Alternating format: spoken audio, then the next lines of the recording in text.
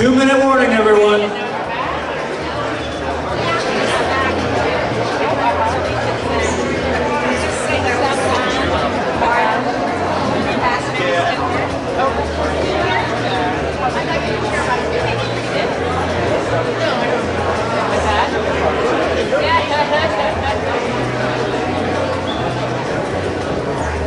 See, Dr. Rivera is trying to get some extra airtime here. I'm going to sit there, and if anybody gets in the way, I'll get them one of those. Perfect.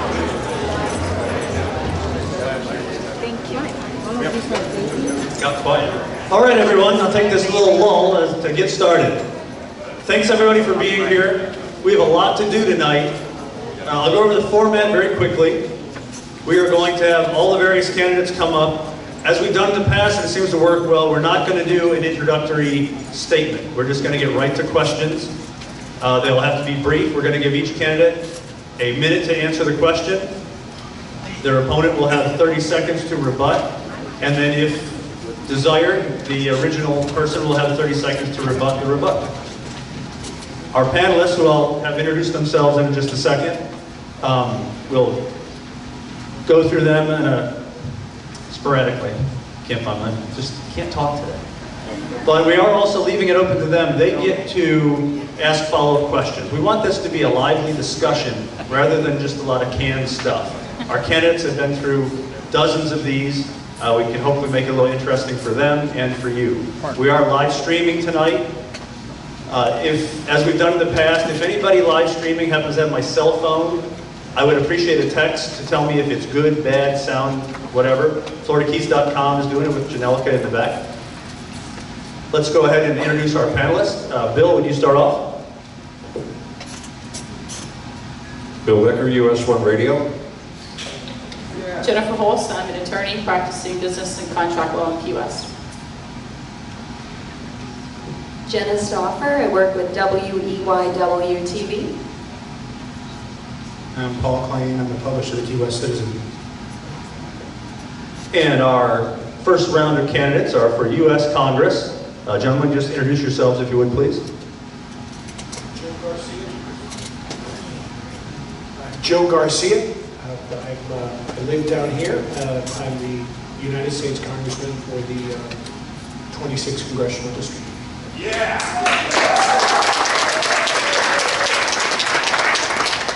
Carlos Carbello, lived in the district for 20 years, member of the Miami-Dade County School Board, and very happy to be here tonight. Thank you. One quick reminder, and their applause made me think of it. If you could sort of hold the applause down because it helps the night go, but what we absolutely forbid is boos or cat calls or anything else. And if I have to remind you, if it's an individual, Sheldon will escort you out. So, and we're not kidding. That's not how we play here. We've been doing this a long time. So, with that, Bill, first question. Oh, and who's timing? Oh, here's our timer right here. Okay.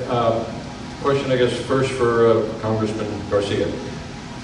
In terms of relations with Cuba, we have hardliners on one side, we have people very much interested in normalizing relations on the other end. Where do you stand on that spectrum in relation to your opponent, Mr. Carbello? I have the opportunity of standing with a hardliner who's to my left here, and with those who are much looser to my right here. I believe we've got to cut a middle swath here, right? I've been supportive of more travel, more help to the civil society. That's something I've pushed, and we've seen the benefit of it. I'm a believer that while this policy doesn't work, it is the policy in place, and we've got to have a keen eye on the fact that they have American hostages, they have American fugitives of justice, and so we have to be careful. This isn't a good government, nor good people. And so what we need to do is be supportive of a policy that promotes civil society, grows civil society, and invests in human beings, not in the government. Yeah, thank you. Thank you. I have the same policy on Cuba, whether I'm in Miami or in Key West. I do support strengthening the Cuban civil society. We've made many steps, taken many positive steps in that regard. However, As American citizens, we have to remember that this is a government that is an enemy of the United States. They've been holding an American hostage for 5 years. They were caught recently trafficking arms illegally in North Korea. So in dealing with Cuba, who is an ally of our worst enemies, whether it's Iran, Venezuela, North Korea, we have to remember that they're an enemy of the United States and that we should not give any unilateral concessions to enemies of the United States. Clarification of that, just I think it's important. I think whenever we help a civil society, we make a difference. The truth is, we're not going to put our men and women in harm's way in Cuba, nor is that our interest. But we have to have a rational relationship with that reality. And part of the way we do that is to help those people who are trying to fight for freedom and democracy. It's something I've done most of my life, and I think it makes a lot of sense to continue. Jennifer? I'd like to ask a follow-up question on Cuba. Which provisions, this is for Carlos, which provisions of the Helms-Burton Act do you support and which provisions do you not support and why? Please be specific. Look, I support the main function of the Helms-Burton Act is that it codified the sanctions so that now Congress's control is in control of Cuba policy, which I think was favorable for the cause of Cuba and for U.S.-Cuba relations.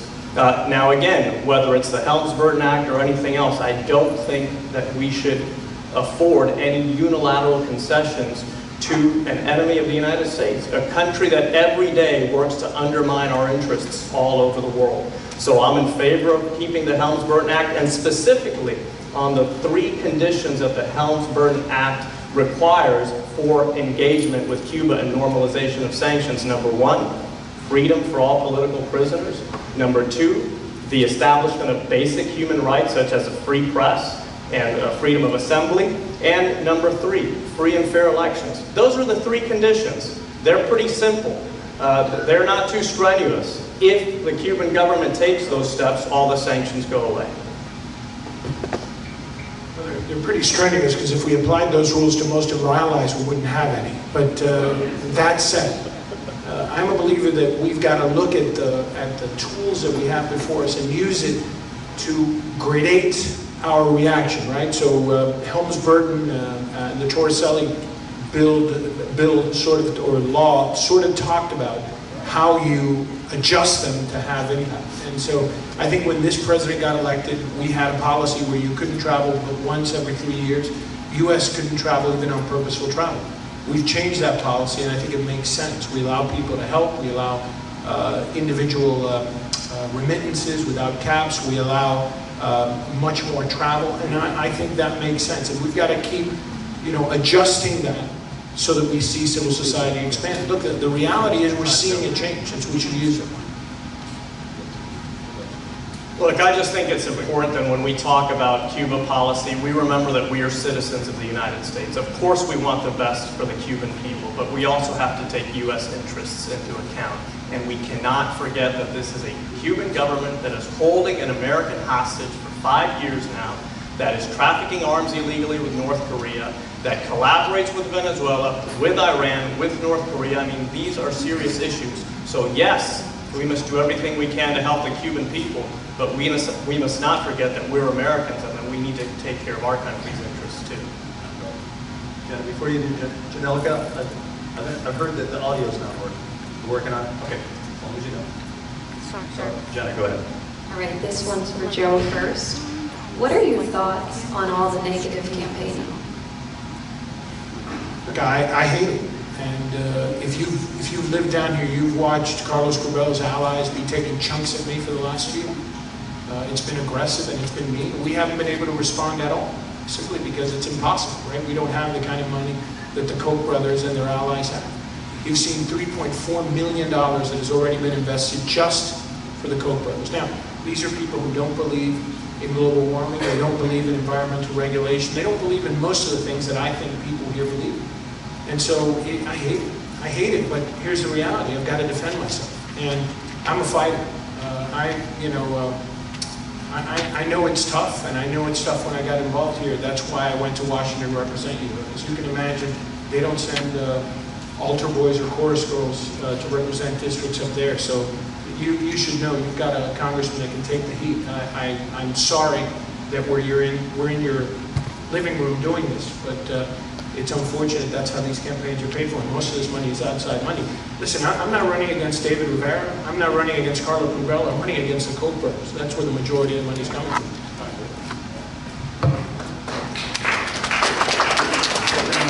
I think that in campaign advertising, the most important element is it truthful? And Mr. Garcia is the only candidate in this race that has the honor of having 2 of the claims made in his ads rated false by the media, not by me.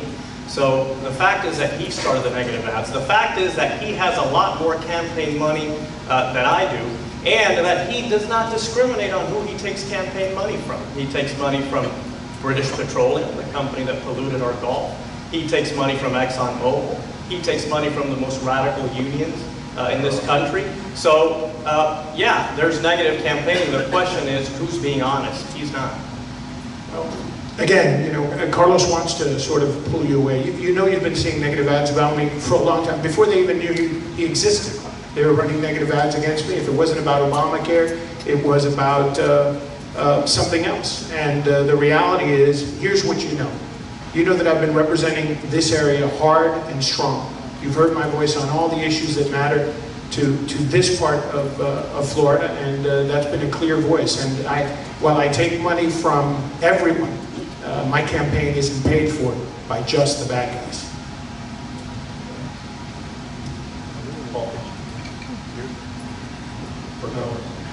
Yeah, Mr. Carbello, how do you respond to those that claim that anyone at age 34 doesn't have enough life experience to adequately represent this district?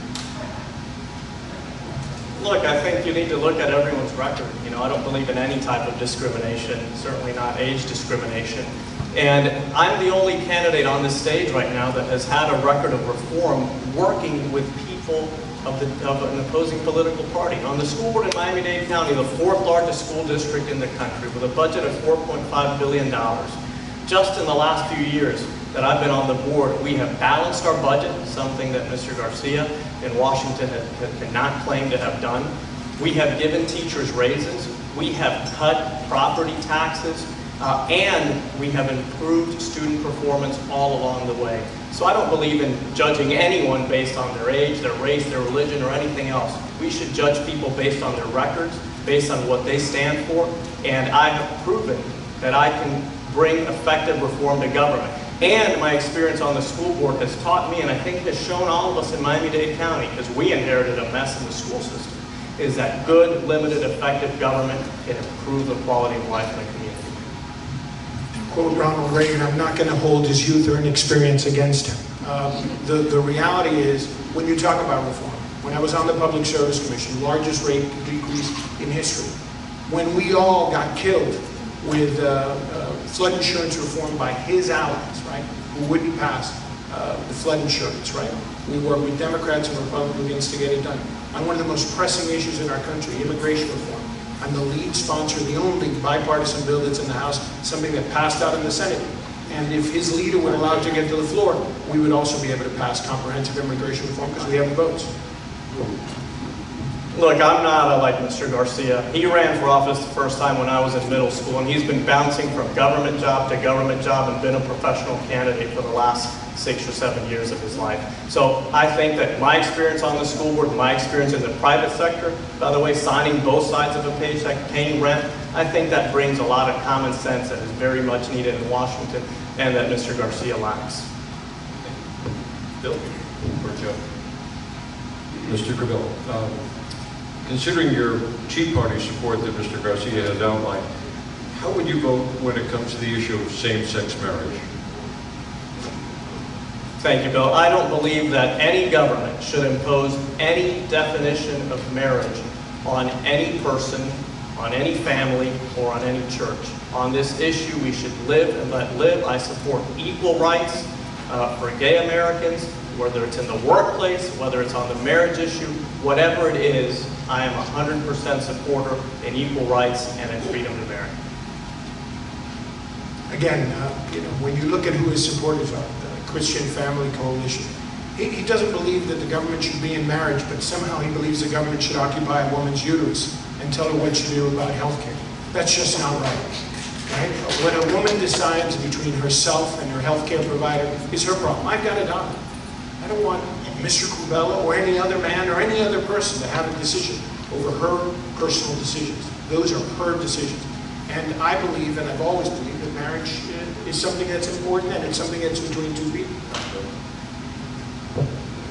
He can't attack me, so he attacks people that are allegedly supporting me, even though I haven't seen the endorsement that he says I received. But if I got it, thanks for letting me know.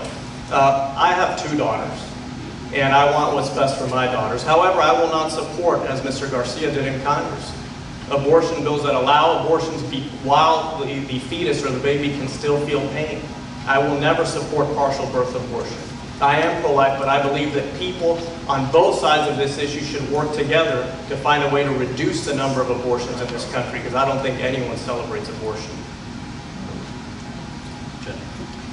For Congressman Garcia, medical marijuana is a big issue nationally, and here with the upcoming vote on Amendment 2. Do you believe that the federal government should suspend enforcement of federal laws in states where the electorate approves medical marijuana, including Florida, if the vote is successful in November? Yes, and I voted along those lines. Look, I support the medical marijuana provision. I have people in my district who've come to see me. In particular, someone who I've known for years came to see me the other day. She has a child with epilepsy. Was born with a severe case of epilepsy. Went through all the drug treatments, all the protocols, couldn't get a solution. You know, she's become a resident of Colorado, so she can bring a particular drug home for her daughter. And she says, no more seizures. And that's one of thousands of cases of this. And this is, again, the sort of fear of something that we can regulate, we can make a difference, and I think most Floridians are smart enough and mature enough to make those types of decisions.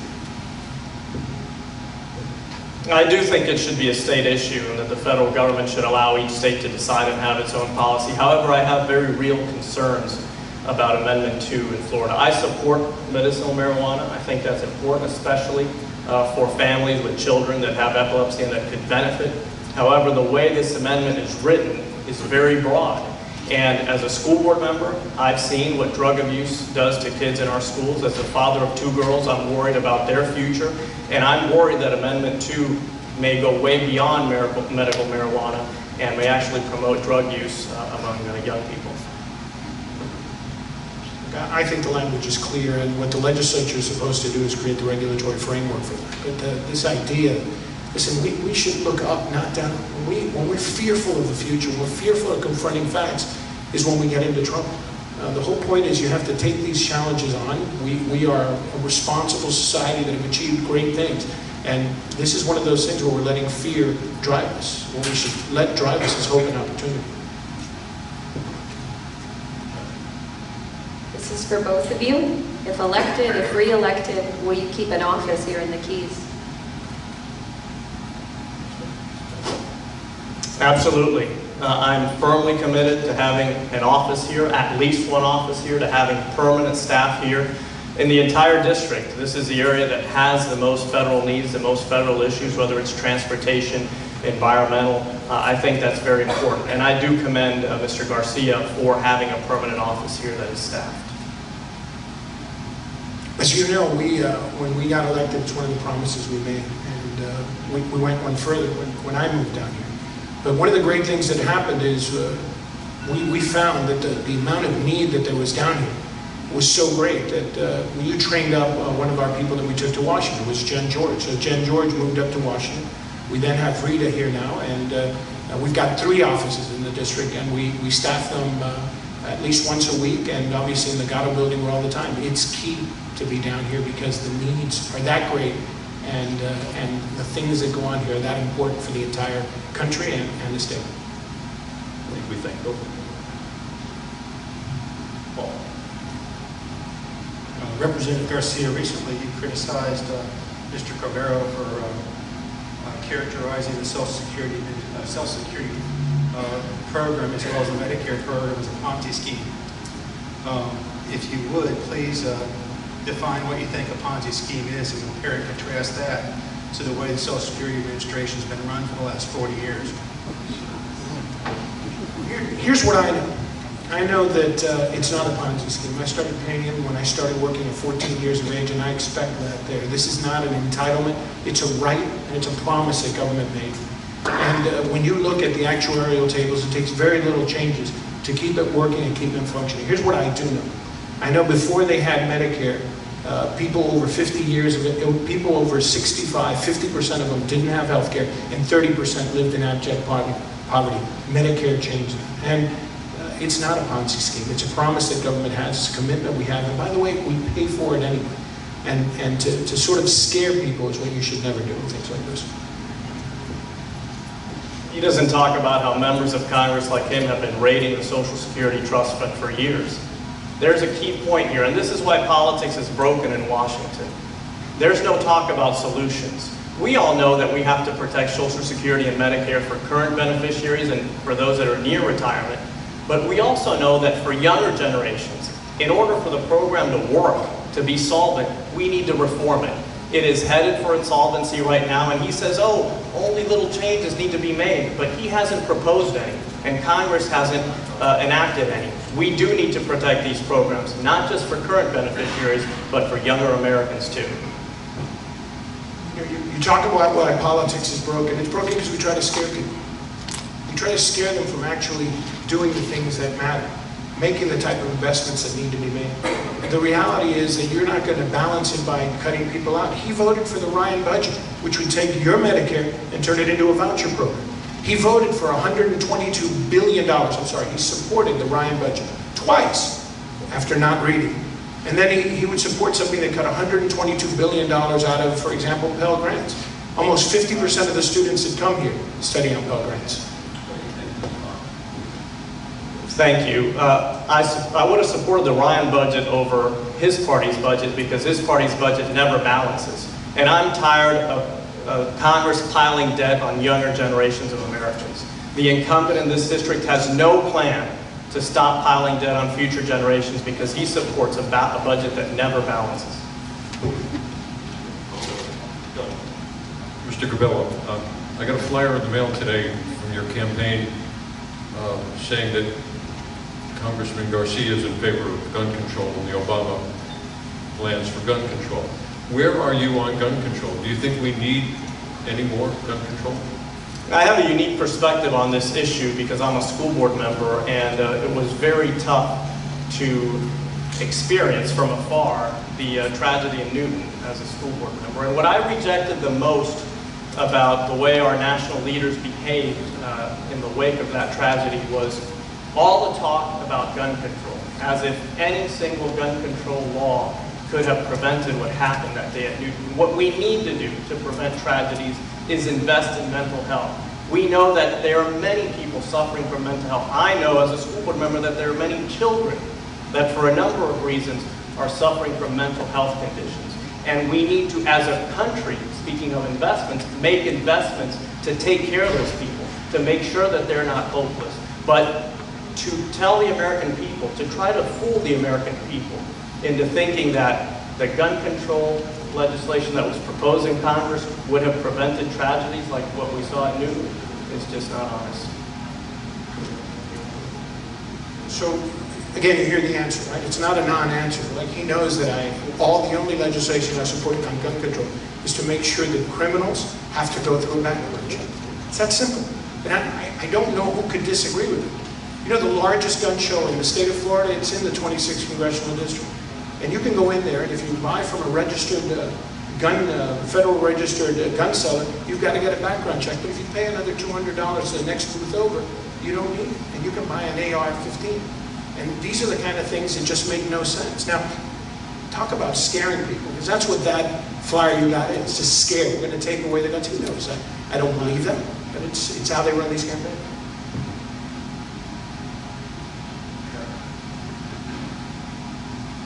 Congressman Garcia, do you support policies to reverse the trends of inversion, such as reduced tax rates coupled with elimination of tax loopholes? Yes. Right? It makes no sense whatsoever to have policies that favor outside investment instead of domestic investment. But, of course, we have a Congress that won't pass bills because the Tea Party is running the agenda. We need to fix our tax system. It's completely broken. You know who pays for our tax system? Middle-class families, small business. Those are the ones that carry the heaviest load. Some of the most profitable corporations in the United States pay no tax whatsoever. And you know, I love to hear my Republican brethren say we've got the highest corporate tax rate in the world. Yeah, but none of the big guys pay it. And so what we need is a tax system that's fair. We need a tax system that works. We need a tax system that makes sure that we reward investment in the United States, not inversion to Canada. I have not seen a single tax reform proposal from Mr. Garcia's office, but if you do have any, I think we would all benefit from seeing them. Clearly, we have to reform our tax code. If you look at what just happened on this inversions issue, and we know this in South Florida because Burger King is leaving town because they don't like the U.S. tax code and they feel they can do better in Canada. The Obama administration's solution is to impose a new regulation. So Treasury imposed a new regulation the other day. Burger King saw it and said, we're leaving anyway. That's why our economy is stuck. That's why we're not growing. That's why young people can't find work in this country, because we have a broken tax code and we have people in Congress who don't have any solutions to fix it. By the way, you can go to his website. There are no tax proposals there. The reality is that even when the chairman of the tax committee, that they have proposed tax reform, he couldn't get his own bill heard in his own committee. It's not about us not doing our job. It's that they refuse to do these extremist elements that Mr. Curbelo represents. We need a tax system that's fair to Americans, that looks to investment, that rewards investment in workers and training in our country. Today, we have a system that basically is favoring finance over investment. Mr. Curbelo, what are your thoughts on the Affordable Care Act?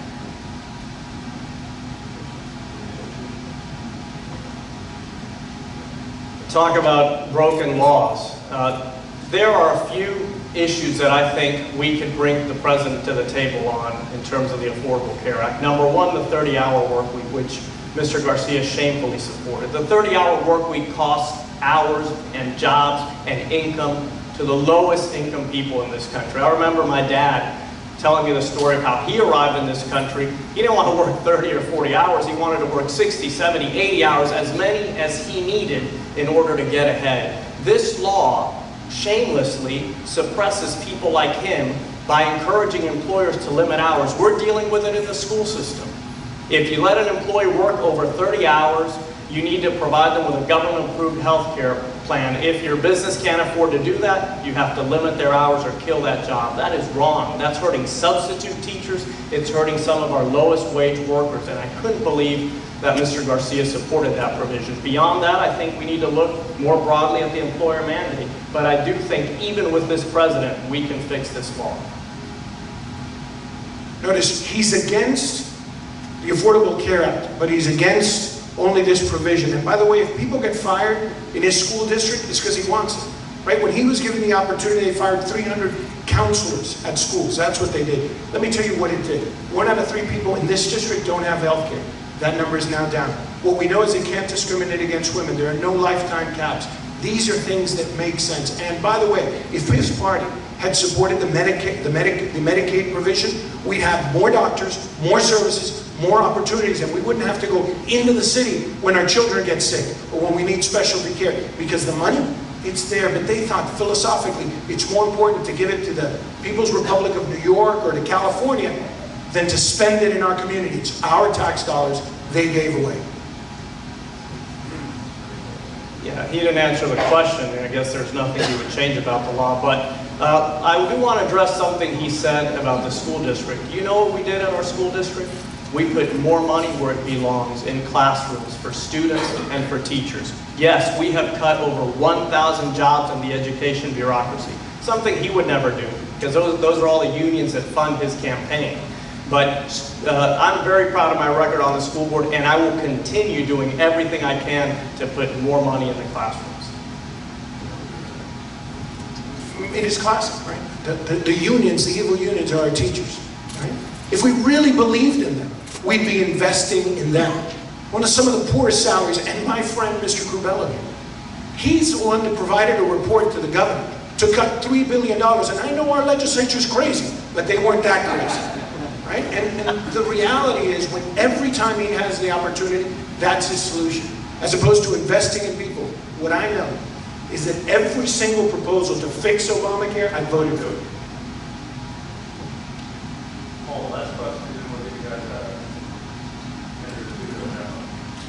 Well, talking about federal spending, we're currently running about $1 trillion a year national deficit. Mr. Carvello, for at least the last 40 years in my memory, Republicans have been putting forth candidates saying that they're going to reduce federal government, reduce the intrusiveness, and reduce regulations. Now, given that we just saw this wonderful temper tantrum by the federal operations over a little cut during the sequester, how do you ever expect to actually deliver on any of those promises? I have a little experience on this because when I arrived at the school board, our budget was $6.5 billion, and my second year there, the budget was $3.9 billion. What we need is people in Washington that have the courage of their convictions.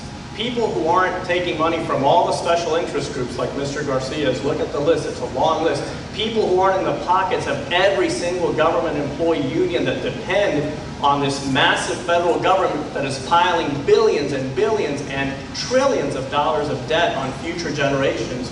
I have the courage of my convictions. I have the courage to say no when it's time to say no. I have the courage to criticize my own party when they make mistakes, and they sure make a lot of mistakes. That's the type of leadership we need in Congress, not people who go along to get along. As long as we have this system with career politicians, with people that run over and over and over and over again until they get to Congress, the system's going to be broken. We need reform-minded people that are thinking about the future and that are thinking about the young generations of this country that are going to have to pay this $18 trillion debt someday. You know, I heard this one before. It was David Rivera used to say. And Ileana used to say it before him, right? They promise it, but who balanced the budget in the end? Who made a difference? And you know how you balance a budget? It's by investing in the future. I want to address this. You know, lifetime politician. Here he's sitting as a school board member for the last year running against me. Like most of the people in the Keys, he's got 2 jobs. He's got 3. He's a lobbyist, works on the school board, and runs for Congress. Now, I don't know who's getting shortchanged there, but I guarantee you it's our children. The reality is what we need is looking at a budget solution that makes sense, but we invest in the future. We don't step back. Of course, you hear no solutions, just personal attacks. And you've mentioned David Rivera twice here tonight, but you have a lot in common with him. Scandal and corruption, straw candidates, absentee ballot fraud. You brought up David Rivera, I didn't, Mr. Garcia. Shame on you. The reality is that, unlike myself, he was funding David Rivera. It was all fine while David Rivera was a Republican nominee. Let's be clear. My campaign had errors. Those errors were fixed. I was cleared of any wrongdoing. It's simply a fact. And that was the state's attorney that said that. But of course, he won't tell you who his clients are. We don't know who his clients are. And you should be worried about that. Because it's more than the Koch brothers. Who does he represent? For our final one, pick the number between 1 and 5.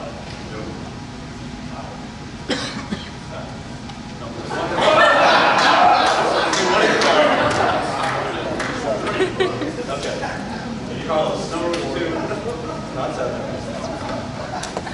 Good thing we have video. You get to decide what do you want to do. Go ahead.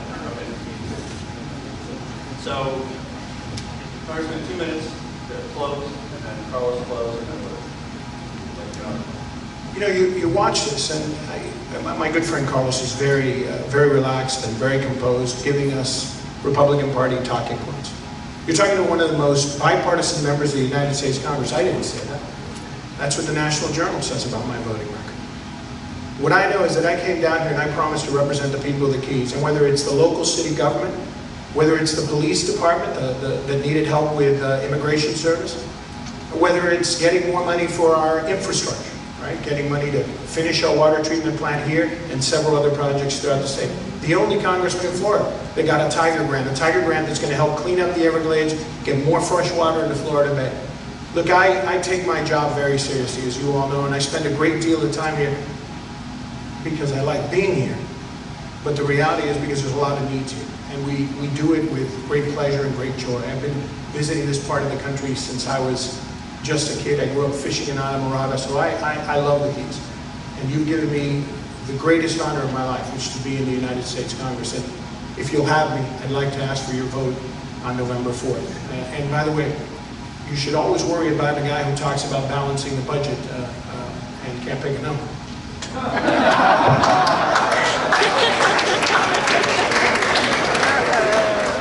Thank you all very much for this opportunity. Look, I'm running for Congress not because I need a job. This isn't something I've been trying to do my whole life. But I'm really worried about the future of this country. I'm worried about the future of my generation and my daughter's generation.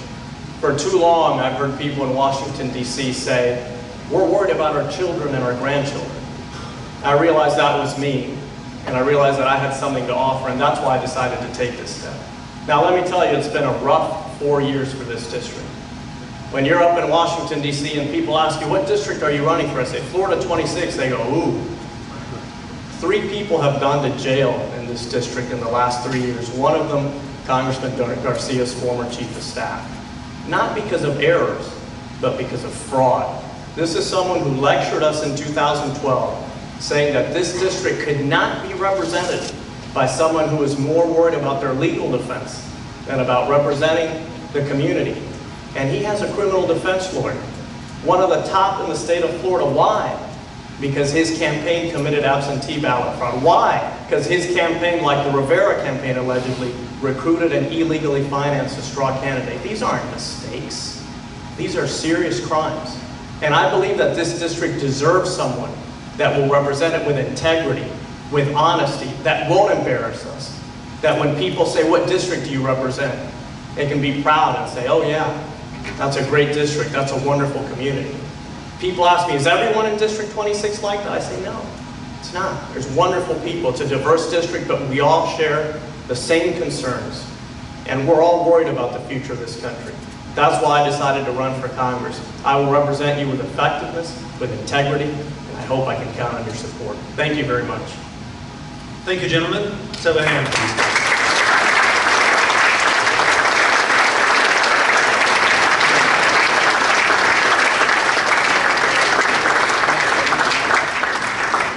Mr. Porter, will you come on up?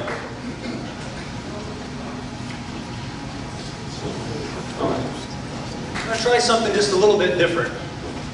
Mr. Porter here, well, I'll let him tell you what he's going to talk about, but as opposed to him just doing a monologue, we figured we'd let the panelists ask him a question. I'll put it out, the referendum question about taxes. So let's get right to it. Jennifer, you'll be first up. We'll just do one question for each of the panelists to Mark, and by then we'll get an opportunity to rebuttal. Yes, you can rebut, Mark. So Jennifer. I have a very simple question because I think there's some confusion over the tax. Can you please explain what is going to be on the ballot in November? Yeah, thank you. What will be on the ballot is the renewal of an existing 1/2 cent sales tax that comes to the school district for capital improvements. This additional sales tax in Monroe County has been in place for 20 years and has been used by the district to fund a wide variety of capital improvements, probably the most obvious of which are the construction of school facilities. 3 of which we still have kind of on our list of things to be completed. The state of Florida kind of got out of the business of providing capital outlay funding to public schools, and in addition, their one-size-fits-all approach does not work well in Monroe County. So this is a very important and essential revenue source for us. It generates approximately $15 billion each of 10 years for us to invest into the infrastructure and the capital improvements of the Monroe County schools. What happens if the tax doesn't pass? Well, I wouldn't want to be the one to predict that because I think it would be some very, very heavy lifting on the part of myself and the school board. I had some information pulled before I came tonight, and we are in the bottom 3 of the counties in the state of Florida in terms of millage rates on property values for our taxpayers. We levy only 1/2 of 1 mil when we could levy up to 1.5 mils for our property taxes on capital improvements, but we fully recognize the kind of burden that places on our property owners. So the sales tax is really in many ways a form of property tax relief, provides an alternative way for us to generate this $15 million that would require a 0.75 millage addition if we were to try to obtain all this revenue through the property tax system. I don't want to ever come across as saying that would be any kind of a threat or anything like that. That would be some very, very difficult decision making for myself and the school board if we were not to have this revenue source moving forward. historically, we have a track record of overbuilding. There's floors being unused in school structures that have been built, basically being helped by this tax that's been in place. Can you enlighten us going forward of how we can have some confidence that the money that is allocated and used by this is for things that we actually need? Well, again, if you look at an overall utilization of space across the school district, we come up looking at like we're underutilizing our space, but unfortunately a lot of our space exists in places where we don't currently have students. And I think we need to build according to what our current and future student needs are. My concerns, I do recognize that Mr. Claren, the past kind of overbuilding assertions, but I think what we need to do is build to meet our current needs with the opportunity to expand to meet future needs if they are there. And I can assure you that we will build schools to an appropriate scale. We will build them in probably a way that hasn't been seen yet. I truly believe we need to be building state-of-the-art schools to better meet the needs of our students moving forward. We also, in a separate matter, are looking at what we call an ancillary facilities analysis to try to vacate some of the spaces we are currently using so that we might better utilize some of our existing space.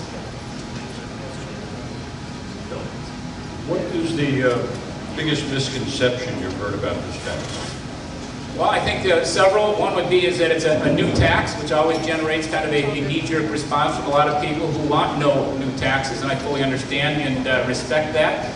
Some have said that it was a temporary tax that was put in place to cover temporary needs, and yet when I researched the history, it's like I said, it's been in place for 20 years. It really has become an essential revenue source for us for capital improvements, and as I say, we kind of balance our property tax millage accordingly, because when we generate it through the sales tax, we are able to share the burden with our visitors as well, and they pay approximately 50% of this $15 million burden. The other item I've heard quite frequently is, lack of information as to what we're going to spend it on. And really, we have two extremes. When the board passed this resolution, we presented to them an Exhibit A that lists in great detail 10 years worth of construction efforts, including replacing 3 school buildings with no borrowing.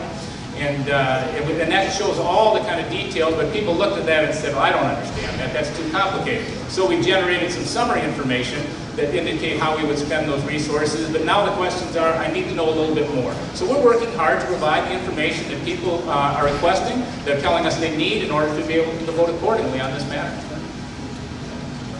Mark, where would somebody get that information if they desire? We've kind of redesigned our website, and we realize that that can't be the exclusive way of providing information, but if people do go to the keyschool.com website, over on the far right, what we call a hot button, that is right there. It says they have 10% sales tax renewal, and that will access 4 or 5 additional links of information related to this, including the Exhibit A summary in great detail, a pamphlet that summarizes it on one page to indicate what it would be used for, and maybe if I can, I should share just that alone.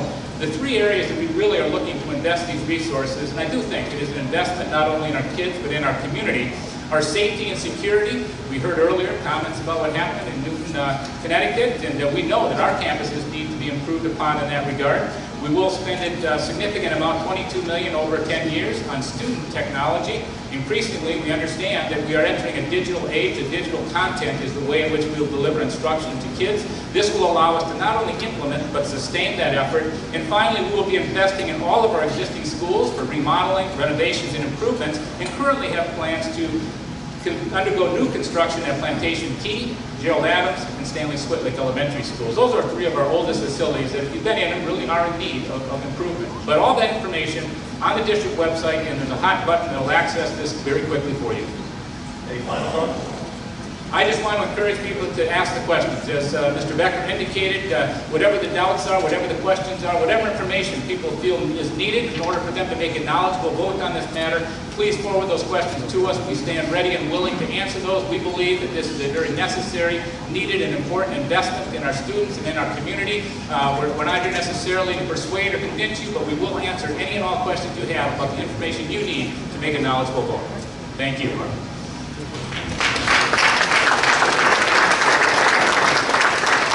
Thank you, Mr. Porter. We have the candidates for Mosquito Control District 2. Come on up.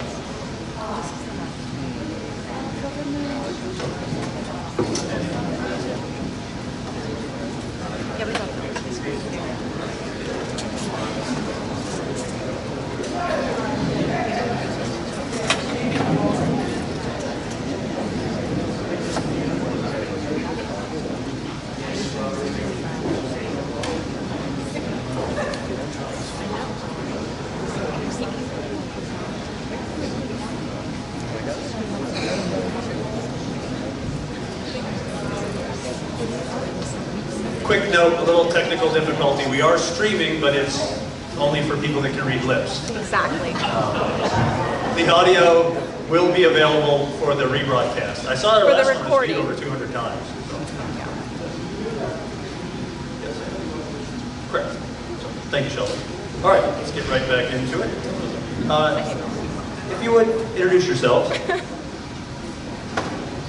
I'm Phil Goodman. I'm the current commissioner for District 2 Mosquito Control Board, other one Pedro Key.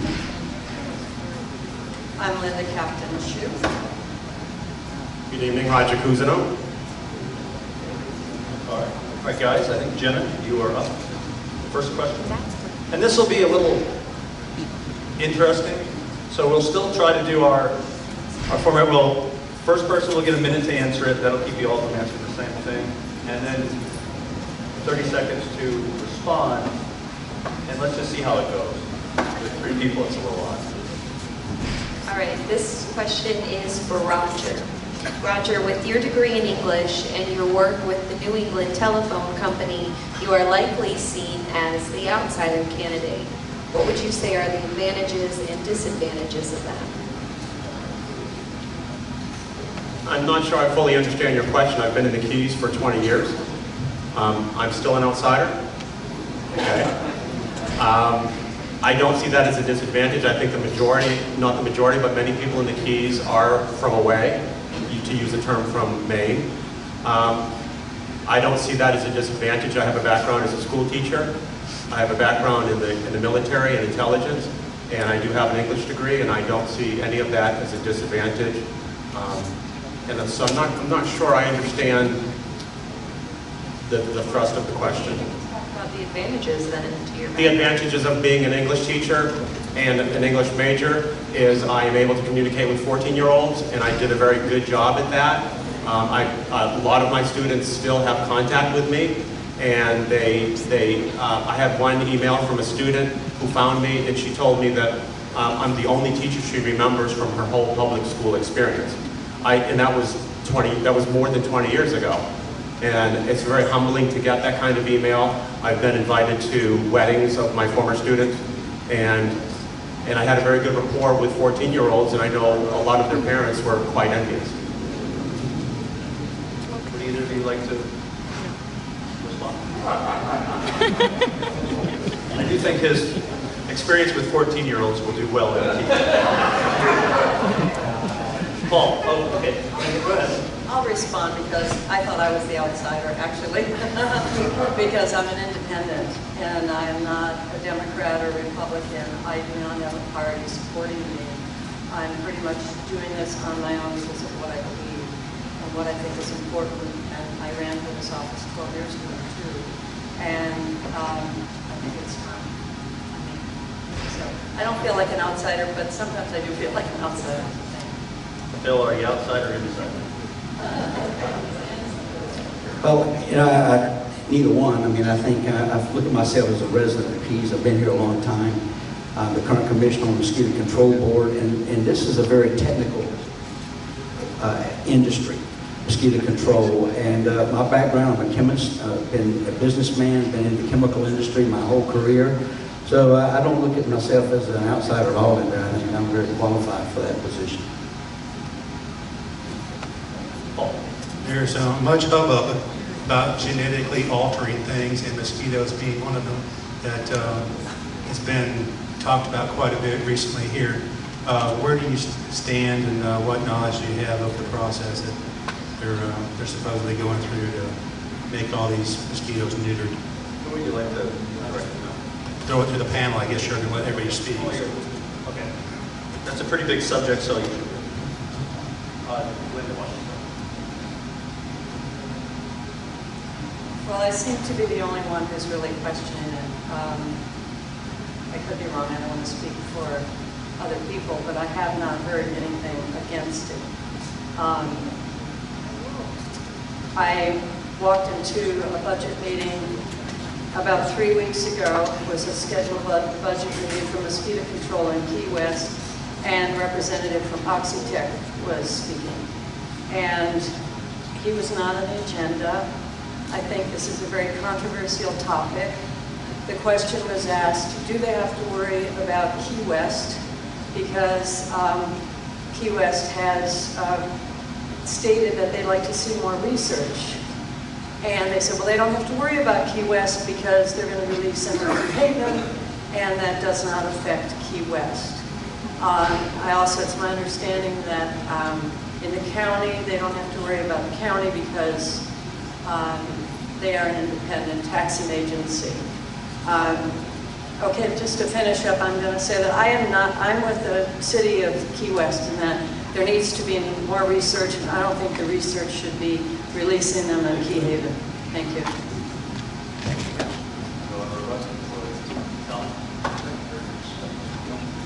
Speaking for myself, and I think for maybe some of you here, I'm thankful for vaccines, I'm thankful for penicillin, and I'm thankful for the things that science does provide that make our lives better, safer, and that protect our health.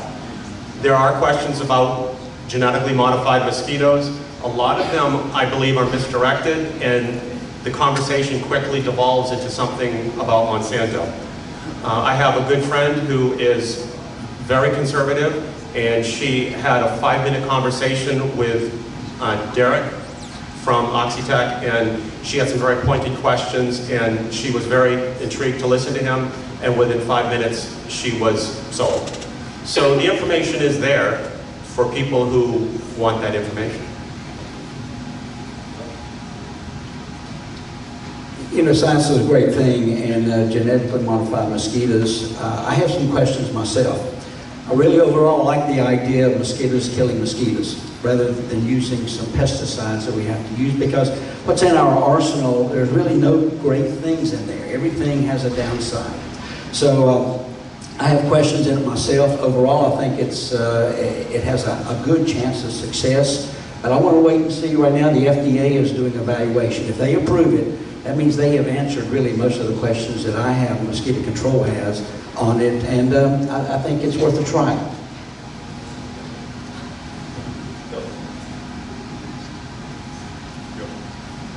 Question for Linda. You've been involved in environmental causes in Key West, in the Keys quite a bit. Your advertising talks about bees and butterflies and dangers to them. How do you balance that with your sworn duty as Mosquito Control Commissioner to kill mosquitoes?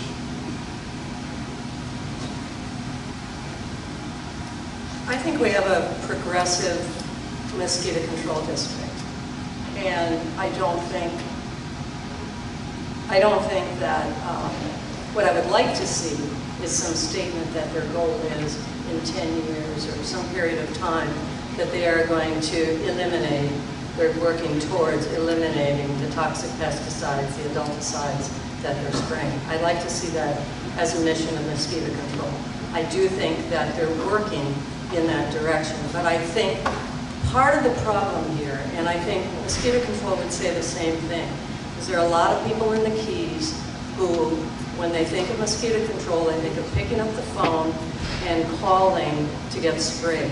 I think there's an educational effort here that needs to be made that lets people know, that helps people understand that mosquito control is doing a lot of source reduction, they're doing a lot of prevention, they're doing a lot of things before it comes to the point where you feel a mosquito bite.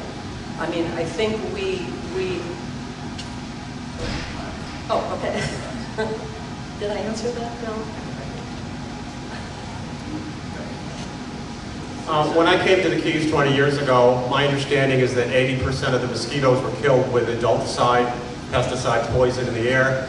And today, with the help of a previous director and other commissioners, that number was flipped, so that now 80% of the mosquitoes are killed by larvicide, which is harmless to humans. So that effort to introduce better tools that are more human-friendly, more ecologically friendly, it's an ongoing project for mosquito control, and you know, I think we've made a real conscious effort the last number of years to use more larvicides, to use site reductions. But you know, when the wind blows from the west and the north, from the Everglades, particularly in the Upper Keys, we just get inundated with billions of mosquitoes, and the only way to kill them now, the only technology we have is to use really pesticides, like malathion and some of the other products that we use. I hope also in 10 years we can do something yet, but we're not a chemical development company ourselves. We're relying on the EPA to approve new chemicals, we still have a ways to go. We currently have 5 mosquito control commissioners making approximately $25,000 a year plus substantial benefits. Do you think this is necessary, and what specific action would you take to review the pay scale of commissioners, mosquito control commissioners, and even the necessity of the employment of 5 board members? I'll answer that. We really make about 18,000, or nearly 19,000, not 24,000. When I first joined, we did make 24,000. The first thing and I was one of the leaders in this to eliminate the housing allowance that mosquito control commissioners had, which was about $2,000. And then last year we cut our salary by 10%, which is about as much as we could do. That was 2 years ago. Last year, the board did not approve. We tried to cut the salaries again by 10%, but it didn't go. So we're working on it, and we do get a salary of about $19,000 a year, and we get health benefits. That's really what we get at this time. I actually agree with you. I think $20,000 or $18,000 is a lot of money for some commissioners. There's a lot of training that's provided to commissioners, and the majority of the commissioners in their current term, they have attended no training whatsoever. And so I would say that those 3 commissioners probably have not earned their $18,000, $19,000, or $20,000. And I think, my goal is to be on mosquito control and to learn all that I can learn through the training that is provided and not rely on a background that may not be relevant. When I ran 12 years ago, I was horrified that the salary was $12,000 a year. And I wrote about that because I thought going to a meeting, I went to one meeting that was 10 minutes long. And for somebody to get paid $1,000 to do that was ridiculous. So I really feel horrified when the salaries were double and the amount of benefits that came out of it. I think things happen in mosquito control because it's not televised. The meetings are not televised. A lot happens in secret. They're kind of a private organization. And as far as I'm concerned, I've been on a lot of boards. I've never been paid to be on a board. I think the politics should come out of this board. I think there should be term limits. I don't know why we're partisan. I think anybody here who has a feel about the community and wants to do the right thing for the community and taxpayers, that they should be able to run for this board. All right, we're going to give everybody I'd like to rebut that one time. Okay, good rebut. Talk about education. I went to one of the training sessions when I first joined to see what it was. I paid my own way. The people that do go now, they are paid by the taxpayers to go there.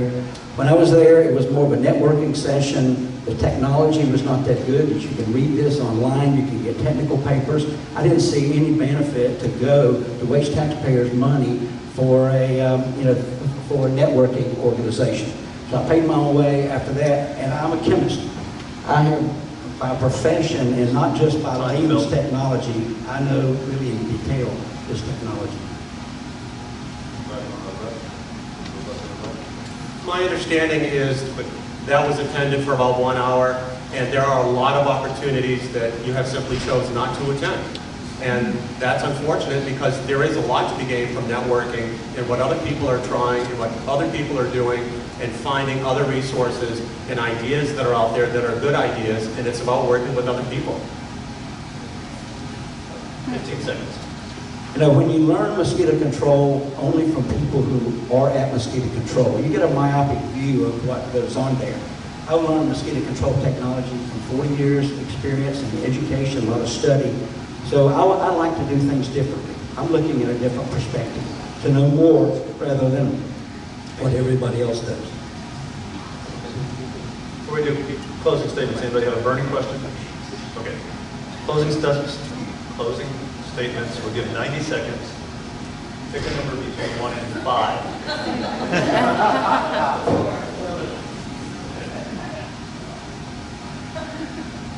Wait. Okay, Roger, you decide if you want to go first. Who gets to go first? Okay. Bill and then Roger. Yeah, 90 seconds. mosquito control is a high technology operations, and it's highly regulated. And we have an important mission in mosquito control, and it touches many aspects of our lives of people who live here in the Florida Keys.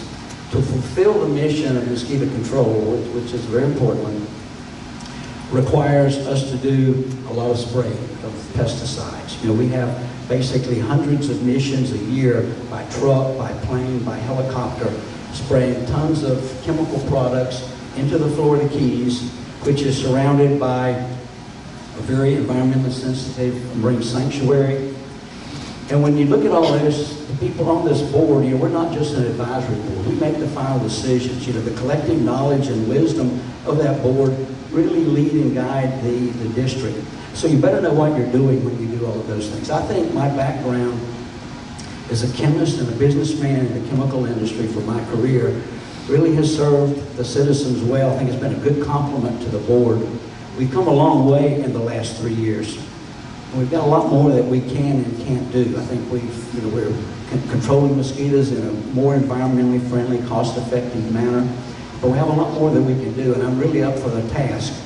So I ask for your vote in November for Phil Goodman for Mosquito Control Board Commissioner, District 2. Thank you.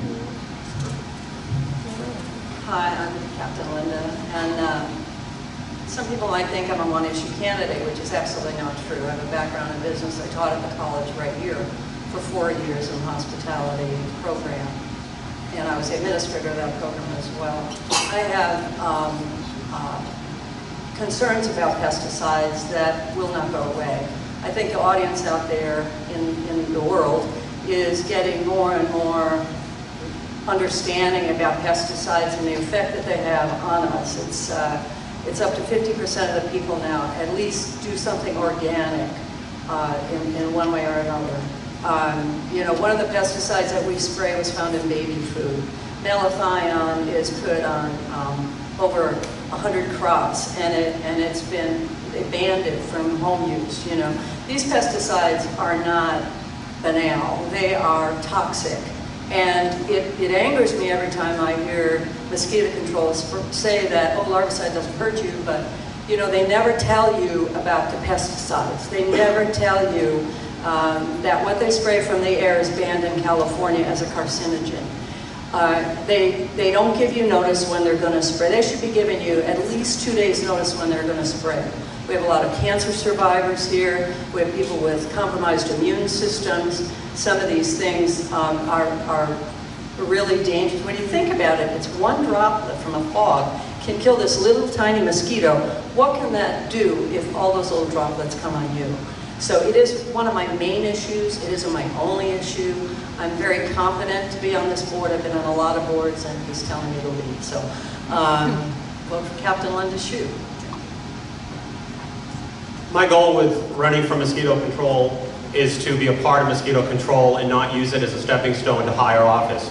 I think it's a very important public agency. I think it does its best work as an independent and strong agency. To be absorbed in any fashion into county government or to be degraded by multiple years of holding rollback. 3 years now, mosquito control is not raising a single dollar in addition to the previous year. And anyone with knowledge, any sense of cost of living, that is less money every year. In the last 3 years, there has been a reduction in 20% of the workforce of mosquito control and a corresponding amount of service to the people who live in the Keys. That's got to stop. They've been cutting into their reserves to balance budget, and that's wrong. And I want to work with mosquito control. I want to learn everything I can about mosquito control, the chemicals used in mosquito control, and the people that I can turn to for information that will provide good information that I can cross-reference with other sources. I agree with Linda. I want to reduce pesticides in our environment. We all do. But it has been done, and mosquito control will continue to look to reduce those pesticides in our environment, because that is important, and I understand that. I'm not afraid of genetically modified mosquitoes. I want to learn more about them. I'm a curious person. I told Director Doyle that I won't micromanage, but I'm micro-curious, and I hope on November 4th you'll consider voting for Roger. Thank you. Let's hear it for these candidates.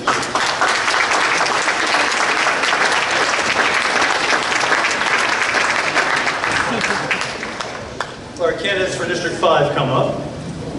While they're coming up, we should mention that, again, the reason you can hear this, at least in person, so well, is due to Kelly Friend here with Audio Video in Paradise. She has been with us for a long time, almost a decade.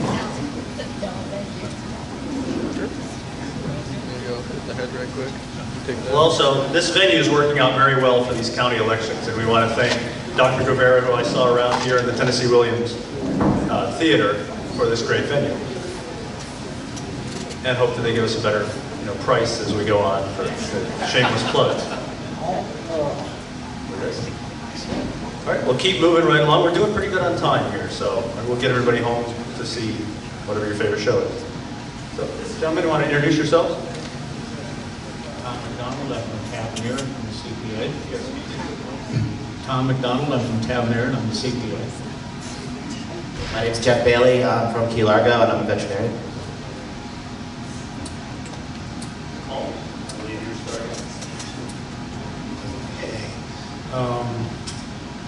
Well, it sounds like we're doing this. It's like Groundhog Day. We just did this.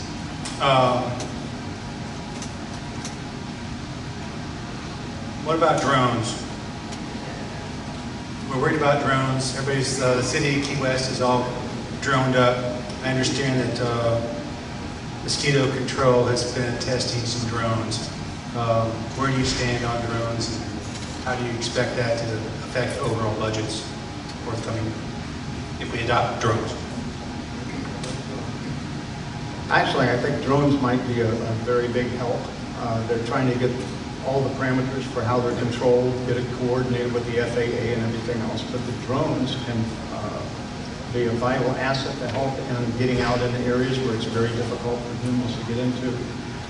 They can get in and larvicide in some areas where the planes can't get into. I think they can be a real big help. Getting them properly controlled and everything else is the matter to be solved, but I think that can be done efficiently. I agree. I think the studies are still in a pretty good place, but anything that will allow us to attack these things and do it cheaper and safer and more environmentally friendly, I think we're obligated to look at that. Thank you, Paul, for adding that. Thank you, Paul, for adding that word to our lexicon. Droned up. Bill. Jeff, a lot of talk lately about sea level rise.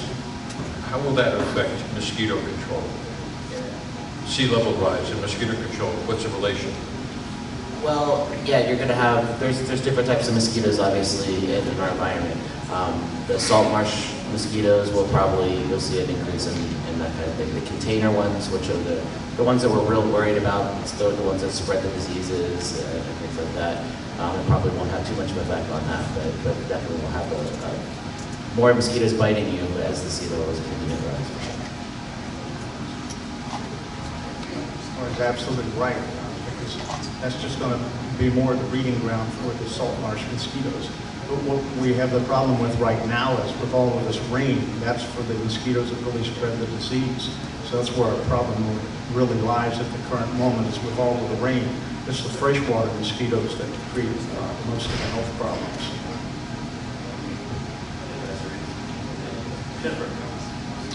Back to GMOs, since you haven't been asked yet.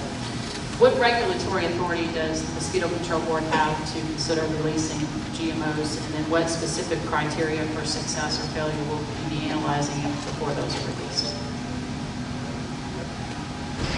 As far as the regulatory, it's all in the FDA hands right now. And from what I understand, what we're trying to do, the first thing to do is put a pilot project together. You don't just want to release everything all at once, all over the place. But Key Haven will be the site for a new pilot project. It basically involves releasing these periodically over time.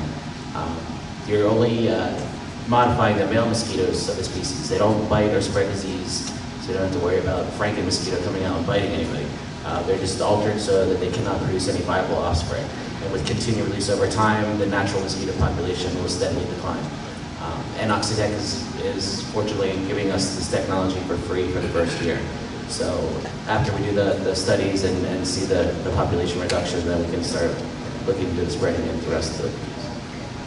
Does that answer your question? Well, I guess you didn't answer my question about what is the criteria for success or failure? Is that something that we would analyze as a district, or would we be relying upon the company that's providing the mosquitoes? So they're giving us, we're going to be doing it with our own entomology lab, but they're providing all the equipment to set up all the testing skills and that. And you're just basically looking for a reduction in population.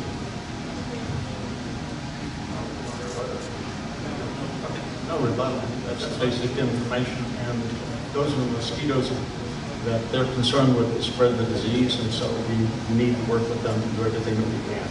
I must say, doing these many years, you get along with your opponents better than any candidate you've ever had. It so happens that they're nice guys. That's good. Jeff. Jeffrey, as a newcomer to the board, what would be your first order of business if you were?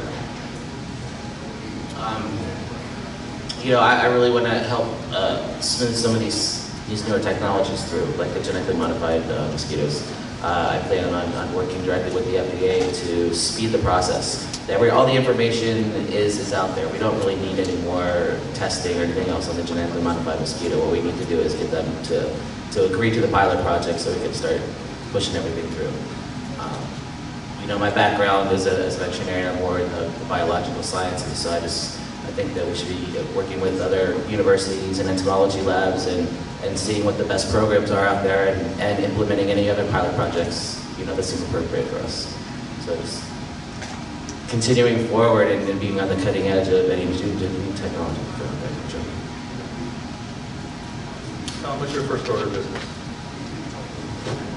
Well, actually, I'm really totally concerned with the budget, and what I would like to do would be, earlier in part of the conversation we were talking about the salaries for the Mosquito Control Board. Now I know at the current moment nothing would happen with that.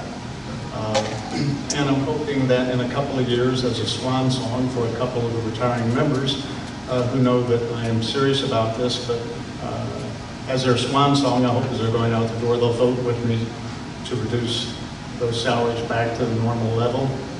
And I really want to keep an eye on the budget.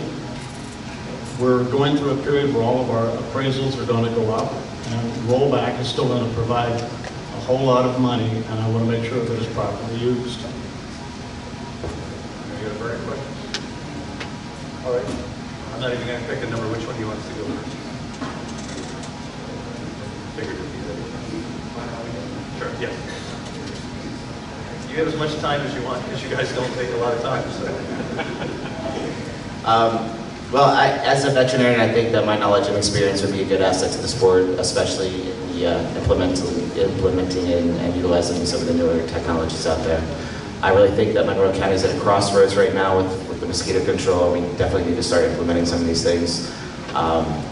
Things like the genetically modified mosquito will also not only reduce all the pesticides spraying that we need to, but it will also aid in preventing some of the diseases that are currently threatening us at this time. You know, unfortunately, dengue fever has a foothold here in Key West, and the chikungunya virus is going to be here pretty soon. It's already invaded the Florida mosquito population to our north, and we really need to start attacking some of these things before they become prevalent. I think that mosquito control is a dynamic industry, and we should always be striving to do our job cheaper, safer, and more effectively. I also believe that we should be not only going to these conferences, but speaking at them and making sure that we are on the cutting edge of the new technologies as they arise. So my platform is to just find fundamentally better ways to attack the mosquito problem and continue to do so hereafter. I hope it's working. Thank you. It has been my pleasure to have had good opponents to run against, so it's been an enjoyable for that particular part of it. I would like to return to the Mosquito Control Board to try and return financial control back of the Mosquito Control Board. I think the budget's gotten out of hand. I think the salaries have gotten out of hand. I would like us to move forward with some of the innovations, because I think the innovations can be where we save money going forward. I'm not talking about cutting employees out, reducing just across the board with a hatchet. But what I think is over the course of time, as we embrace some of these innovations, we can cut back on some of the employee costs that we have going forward. And that's the direction that I want to go in. I want us to embrace these innovations, and I want us to save as much tax money as we possibly can. Vote for me November 4th, and I'll try and do everything that I've been talking about. Thank you, gentlemen. Give them a hand. They're down from Key Largo, so they go over here.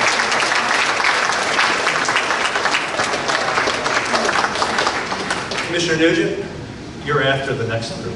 So. Will the judges come up? Or the candidates for judge? I had to mess with you a little, George. Kind of boring.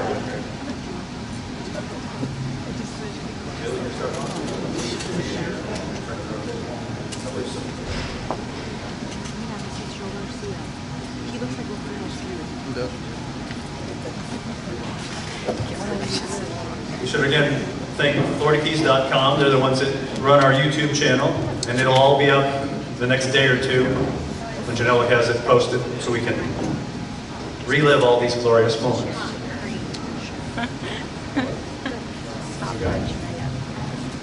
Okay, next up we have a very important race. Not that they're not all important, but this is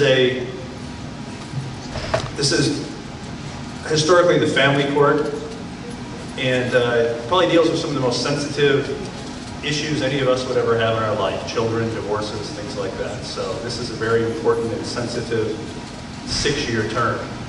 And as we all know, very often incumbents are difficult to beat.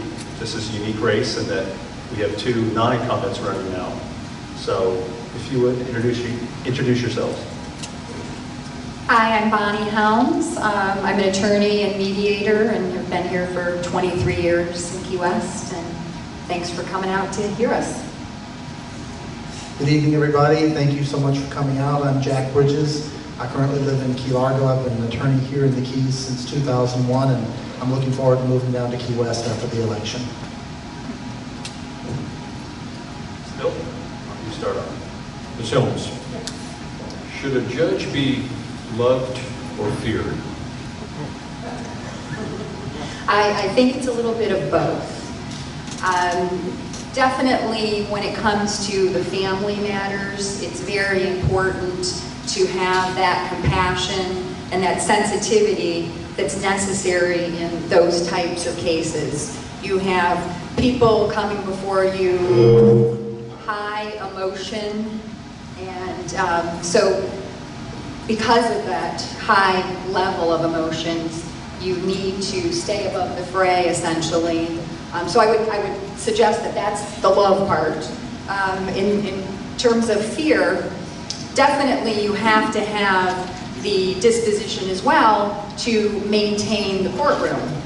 You have to have the disposition to ensure that when the attorneys are presenting their arguments, that you are able to direct them and they are following your direction in terms of presenting their cases, and that things don't get out of control. You know, it's similar to that debate that was earlier with the congressman. You know, you of course have to allow for the arguments, but I have experience, of course, with the love side and the fear side, because I have mediated and litigated these past 23 years, and I believe that that experience is what is needed currently in the circuit court. Should a judge be feared or loved? A judge should be respected. A judge should be respected by his or her own conduct, by their level of preparation when they take the bench, by their demeanor when they're on the bench, and by the way that they run their courtroom. Now, it is particularly true that in family law cases there are a lot of high emotions, but I want to take issue with a little something that Todd said. This is not a family law seat. This is a circuit court seat. In the last 6 years, it's handled family law, it's handled dependency, it's handled probate, it's handled civil, and it's handled some criminal cases. Now, any of those cases, you're going to have people who, when they come to court, they're often at the lowest point of their lives. And therefore, we need to have a judge who always has the attitude of, but for the grace of God, there go I. Somebody who's always going to remember that people in court are their bosses, they're taxpayers. They need to be treated with compassion and with respect. And the number one way to earn that respect is by being prepared. Now, I've been practicing a wide variety of law since I moved down to the Florida Keys. I'm the only candidate who regularly conducts jury trials. I'm the only candidate who has ever served as a magistrate, actually deciding many cases from family law to foreclosure, actually conducting trials. And that's part of my level of preparation. That's one of the things that I would be very honored to be allowed to bring to your bench if you allow me to serve you as a judge. Thank you. Thank you for correcting me. Question for both of you, but Jack, if you want to go first. If you're elected, which specific changes will you seek to implement to improve the efficiency of the Monroe County court system and to provide easier access to the court system for all residents and litigants? Well, in particular, if it is assigned to, if I would be assigned to a family law seat, and that may or may not happen, we don't know. They mix those up amongst the different judges. What I'd like to do is I'd like to bring back unified family court. What unified family court is it's when you take a case where there's a divorce going on and maybe there's a juvenile case going on or there's family treatment court going on or perhaps there's dependency going on or domestic violence, and you wrap all of those into one case in front of one judge so that you don't have Judge A handling the divorce and Judge B handling the domestic violence. These are family issues, and family issues need to be dealt with all in one time in one hearing moving forward. In terms of improvements, there's many, and I'm not suggesting that our current circuit court bench is not doing a good job, but we all have our own experiences in the courtroom, and myself as a litigant, I believe that our judiciary has an obligation to be expeditious, to recognize people's time and money and the importance of that, and not have them sitting and waiting for hearings and not essentially knowing what is going to happen. Predictable management is what we need and what I'm prepared to provide as a circuit court judge. And also, of course, as I've spoken for many of these forums, is about the alternative dispute resolution and how I believe strongly in that, reducing the caseload. And we do have a program currently in effect, but we could definitely expand on that program, and that is one of my other additional focuses, and believe that that will help our circuit court bench and our judiciary and serving the public. This is for Bonnie. Bonnie, during the primary election, you did well in the lower keys. So what would you like to relay to the voters of the upper keys to win their votes? Thank you for that question. That's a great question. The Upper Keys residents, for the most part, don't know me personally. They have not seen me out there mediating and litigating, whereas the local community here knows me. They've known me for 23 years. They know my ethics, they know my demeanor, my disposition, and they know that I am the best candidate for this because of who I am ethically and who I am in this community. When I've been an attorney practicing before the court and when I've been mediating for families. So I really hope that that message reaches those residents of the Upper Keys, and the only ones that can truly convey that is this community to that community. Because for me to just say it, they won't personally know it. They have to hear it from others. I'll flip the question around. Yeah, I was about to say, I didn't think you were wanting to know what I think Bonnie should do in the Upper Keys. All right, well, I think that, after the primary election, the biggest lesson that I learned from it was that you do have to be more well-known where you are. I lost Key West, as everybody knows. Outside of Key West, I was in second place, and from marathon up, I was in first place. I think we split part of marathon. So, yeah, the Moose Lodge is where we split. So what I'd like to do, obviously, is introduce myself more to the people of Key West. I've been coming to Key West for many years. I've, worked in Key West with mosquito control. I've toured in Key West before, and I plan to be spending a lot more time down here. Like I said earlier, I look forward to moving down here after the election. Bonnie, did you want to rebut? Also, the judicial canons, from what I understand, and correct me if I'm wrong, but you will not see any negative ads like maybe U.S. Congress has. And judge races tend to be really above board because they're limited in what they can say. Takes a lot of fun out of it. But. All right, Paul. Kind of remind me of mosquito control candidates. You're both practicing lawyers. You have your own practices. You've been practicing for a while.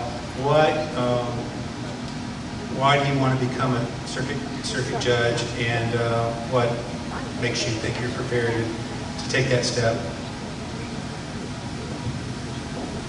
I made this decision to run for the circuit court position, not because this is something that I've dreamed about doing for my entire life, no. I have realized that there was a void in the circuit court. There is a need for a family law practitioner, someone who's experienced, someone who understands the importance of alternative dispute resolution, who understands mediation and collaboration, parenting coordination, that those are all things that are necessary to facilitate resolution of these family disputes. Families don't belong in court. And so that is one of the primary reasons that I decided to run, was to provide my expertise, my knowledge, and essentially take a leadership role in the circuit court when it comes to family matters. And I want to give back to this community that has given me so much in the 23 years that I've been practicing and mediating here. And so this is the best way that I can do it, and I am thrilled to have the opportunity. In terms of experience, Jack talks about magistrate work. Listen, all of us attorneys have also served as magistrates. It's something that we do for the judges when there's a backlog in their cases, and I have also worked as a magistrate. Thank you. Why do I want to be a judge? I'll tell you why. There's a kid. He grew up in the children's shelter, and at age 18, he was released and told goodbye and good luck. At age 19, he was living on a car seat up in Tampa. He started messing around a little bit with marijuana. Not a big deal. He later on got stoned out of his gourd, and he burglarized a shed. They took stuff they didn't even want. There was just a bunch of them. Okay, he was saved from all of that. Played around with marijuana again a little bit. And then a few years later, when he was 22, he'd sold some cocaine. Now that becomes a big issue. I was defending this kid. He served 6 months in the county jail, and then we were putting him on probation, and we were arguing whether he was going to be adjudicated a felon, that is, made a felon or not. And the argument I made, it was to Judge Luis Garcia, was if you adjudicate him, 3 things are going to happen. Number 1, he can't serve on a jury, which he can't do on probation anyway. Number 2, he can't serve an elective office, which I don't think would be very likely at the time anyway. And number 3, he would never get a good job or get a good education. The judge rolled his eyes and he said, all right, Mr. Bridges, I'm going to bite. It turns out the kid got into college, was making straight A's and B's, managed a restaurant up in Key Largo, and is now 28 without another brush with the law. Now, not everybody is going to go down that road, but a circuit judge can do an awful lot of good. And anytime we can, I want to spare people grief, society and individuals.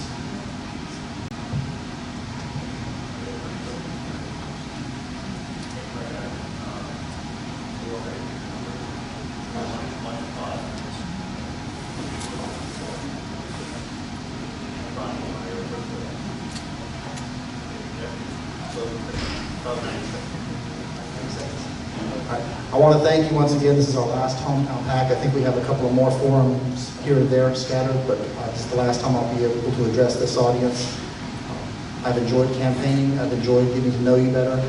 I would ask for your vote on November the 4th because experience matters, because temperament matters. That is, remembering that you are a servant of the people, not the king or the queen of the courtroom.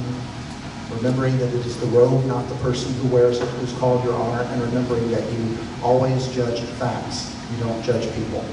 And I'd ask for your vote on November 4th, again, because community service matters. You know, I don't believe in asking the community for a job until you've actually shown what you can give back to the community. You know, I've been an active Rotarian for several years. I've been volunteering with organizations and things since I've moved to the Keys. I've been with the Rural Health Network, with the Key Largo Preservation Society. I believe in giving back to a community, and so I'm asking for your vote November the 4th because community service matters. Do I have any more time left? Okay. You know, I commend my opponent for bringing the importance of mediation to the forefront. I do agree with mediation. We are always required to go to mediation in every civil and family law case, or almost every one.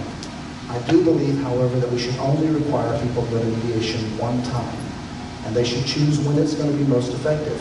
Early for a simple case, maybe later for a more complicated case. We shouldn't drag out cases. Thank you. Jack stole my term. It matters.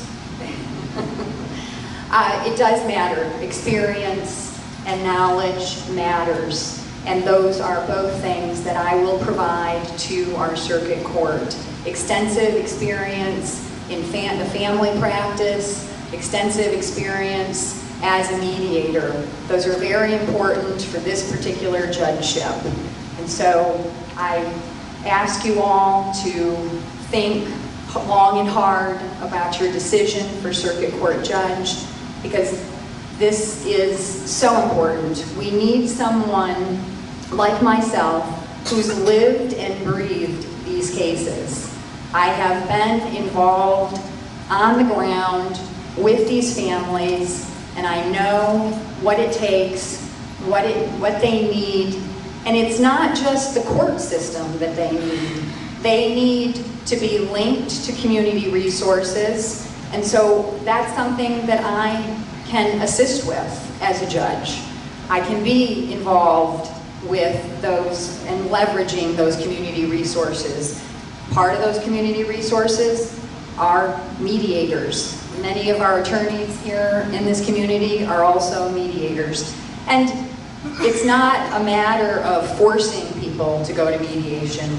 It's something that most people desire to do. They want to resolve these disputes outside of court quickly and with less cost. One of these people will be your next judge.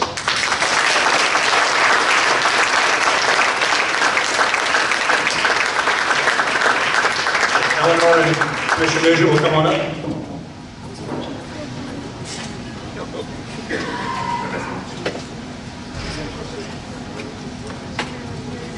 Go get him.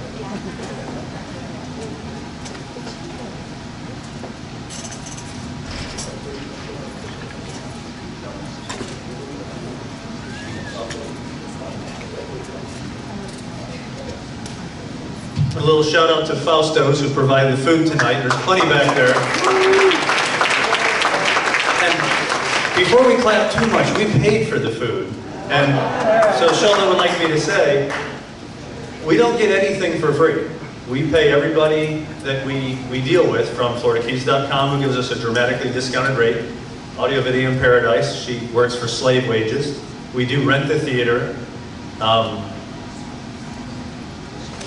Well, everything else. But so we need members. Your membership does count. It's almost like public broadcasting, but for elections. So with that, we will get to our final and most exciting event of the evening, I'm sure.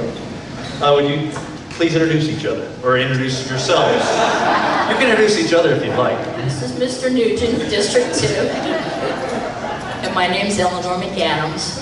I'm a 25 25-year resident of the Florida Keys, and I think that the Keys could be better with very little pressure on the taxpayers, with a little bit more creative problem solving. Thank you, Eleanor.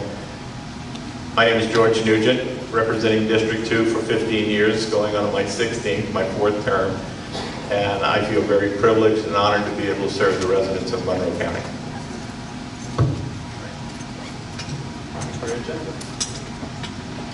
All right, I have a two-parter for both of you, but we'll start with Mr. Nugent. Do you support deep water injection at the Cudjoe treatment plant as opposed to shallow water injection? And secondly, has the county looked at any alternative options such as reuse as opposed to pumping the 360 million gallons of treated sewage into our freshwater aquifer? Absolutely. The second part first. Reuse is something that we certainly need to be looking at. One of the things with Cudjoe Regional, because of its ruralness, there are areas that reuse of water treated to advance wastewater quality, where there are dense areas to deal with these particular areas like Key Largo and the city of Marathon. That water certainly should be reused, sold to golf courses, sold and used for different parks. Browse Marina would be a great place to reuse treated water. And Marathon has a golf course in which it can sell water too. So these are things that certainly I've been talking to elected officials and also my colleagues about putting in place. But because of the expense of reused water in the Cudjoe Regional, that's something that's going to have some serious discussion.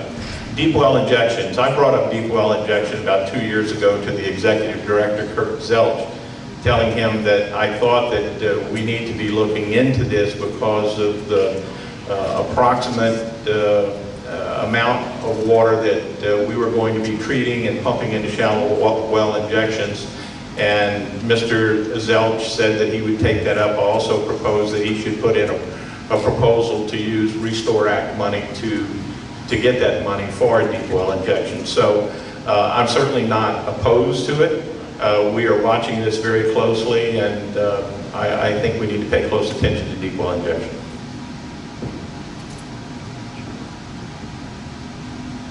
I believe that we should plan ahead for the future and do the deep well injection of Cudjoe wastewater area. We don't know, according to my opponent here, whether we're going to get more building allocation or not. So we could take that into consideration. Key West has deep well, Key Largo has deep well, and reuse water should have been looked at in the system. We're waiting 20 years for this system now. It should definitely have been considered in the system. Like you said, Sombrero Beach has reuse water down there for your washing off your feet and things like that. We had plenty of time to plan this system, and I just don't know that it's really to the best, the most, I'm sorry. You don't have to be politically correct here. All right, no, that's good, because I'm really not. I don't think it's the best system that we could have. I think that we should have done some more planning in the future so that we're not in our second 11th hour here and we're still fighting for this issue. We want it done right. We don't want to find an algae bloom in the backwaters of Cudjoe, or we don't want another fish dying out there. I've seen that red tide, what it does to the fish, and that's why I feel that we haven't really done the best job we could and haven't been convinced of that yet. For both, affordable housing is once again front and center. What can we do to solve the issue?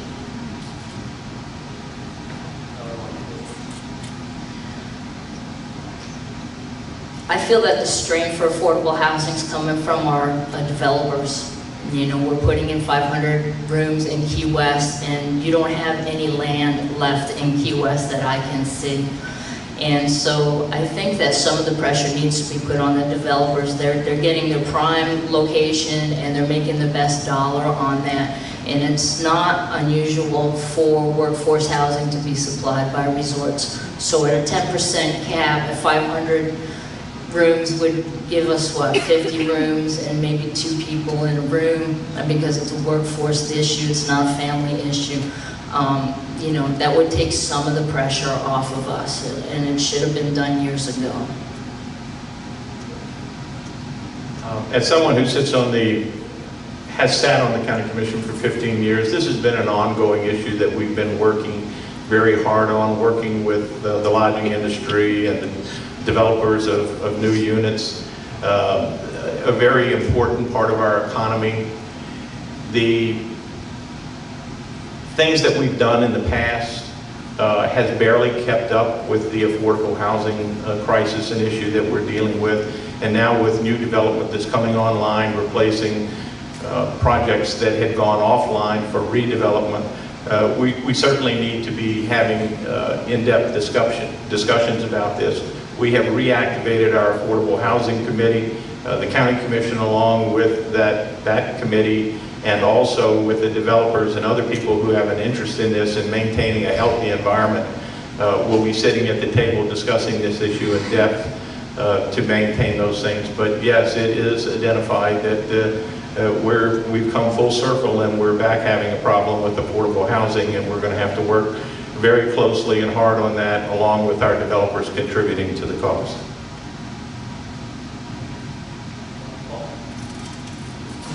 There's been some conversation about changing height limits, or at least modifying them some for multifamily use.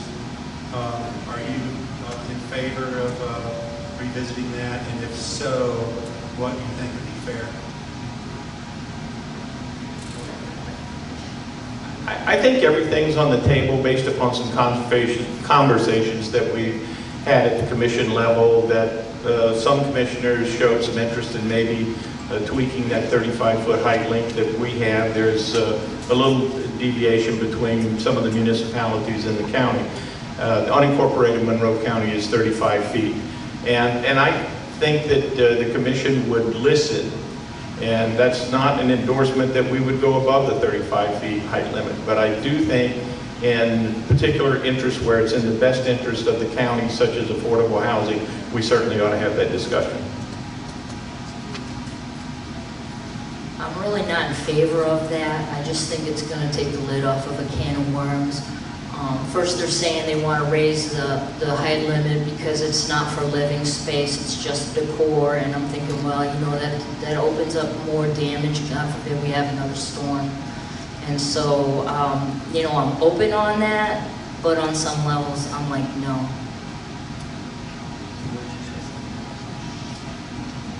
Mr. McAdams, Key West is under the gun to relocate the homeless shelter, the cot shelter. There are several commissioners in the city who are calling on the county to chip in. What level of funding do you think the county should take up helping Key West with the homeless situation?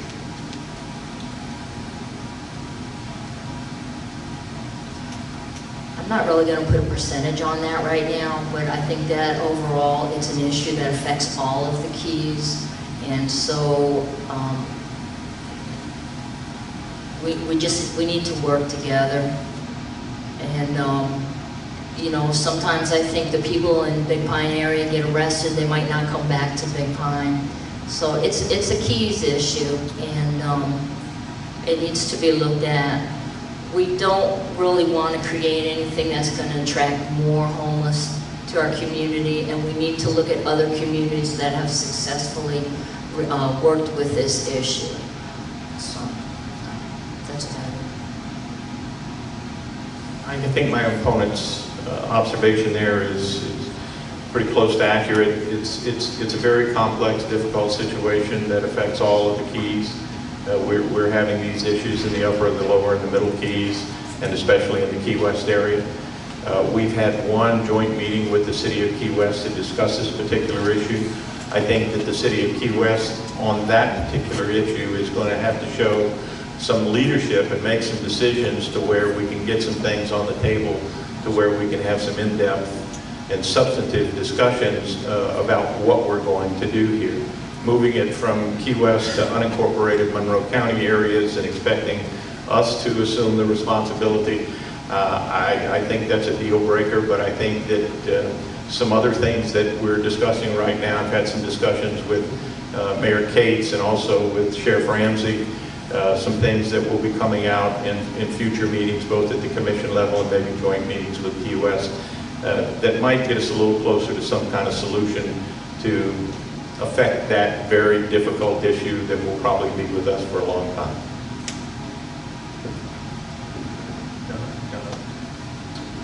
Considering the high cost of living in the Keys, do you think that the county should consider or lead the way in establishing a Keys-wide minimum wage? Oh, Debbie.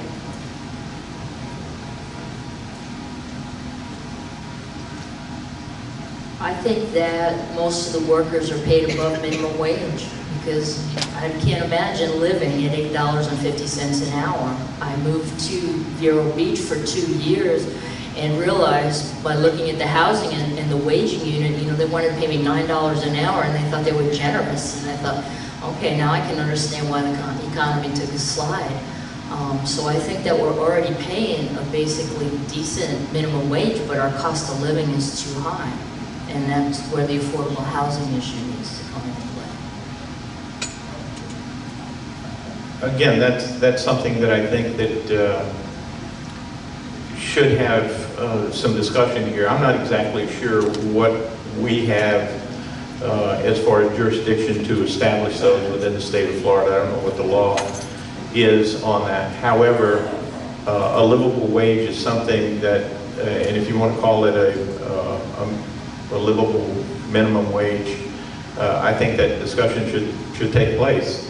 As a former business owner, a restaurant owner, and I think for the large majority of our businesses within the Keys, that they do treat their employees with respect as far as payment.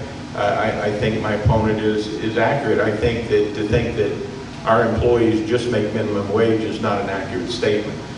Whether it's a livable wage in the Keys because of the cost of housing, certainly that's a difficult situation and creates for a transient community that we've had as long as I've been here for 30 years. And it's a struggle and it's a challenge, and some can transition beyond those hourly pays. I'm a living example of that right now, and you can do it, but you have to have a good employer, and I think we've got a lot of good employers, and but certainly we can have that discussion. But as I said, I'm not exactly sure what we could do under state laws. All right, this is for both. What ways do you believe yourself to be identifiably different in your ideas and your methods from your opponent? You guys have agreed on so much tonight, I was kind of curious. Clearly, with 15 years of experience, having been successful in 4 runs for office, the relationships that I've built over this time, I've just gotten back from Pensacola, Florida, attending a Restore Act meeting, which I was elected by 23 members of the coastal counties that represent the Gulf Consortium to be on the executive committee. I was very honored to have that bestowed upon me. I think that a lot of the positions that I've taken to have withstood the scrutiny of 4 terms in office and still be elected in this community is something to hang your hat on. I recognize being a county commissioner, not a district commissioner. I try to represent the issues from District 1 to District 5. And I think that I can do that. And the relationships that I have built up over that 15-year period, I was recently invited to Tallahassee by the Secretary of the Department of Environmental Protection to go before the Governor and Cabinet on the largest land acquisition that has been made in Monroe County, and I think maybe even the state of Florida, of 928 acres in the Sugarloaf area to protect our community character. Through no fault of my opponent. It's just that I've been doing that for 15 years now, and I think it separates me from any of my opponents.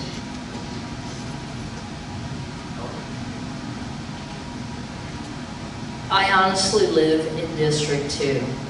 Years ago, they stretched our border over the 7 Mile Bridge and up the north side of US 1 and into Marathon. I understand and I hear my friends and my neighbors saying that they're looking for a change.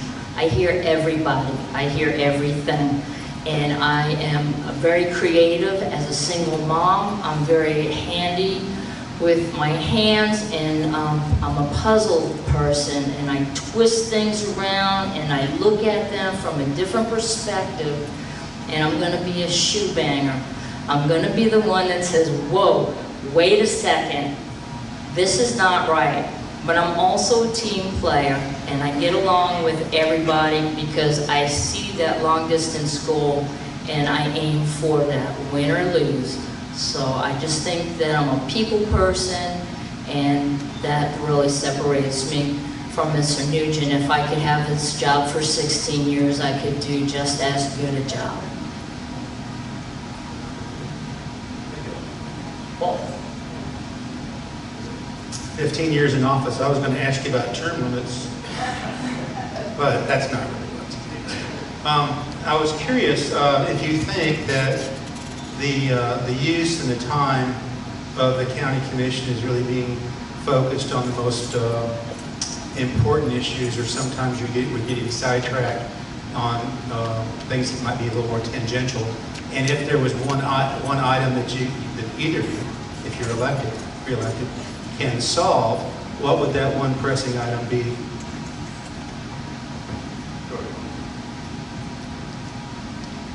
Well, I would have to brag on this county commission. My colleagues that presently sit on the commission, I think it has been said by many people coming before the county commission that this may be the best county commission that has happened in a very, very long time. I know I appreciate and enjoy serving with the commissioners that serve on the commission right now.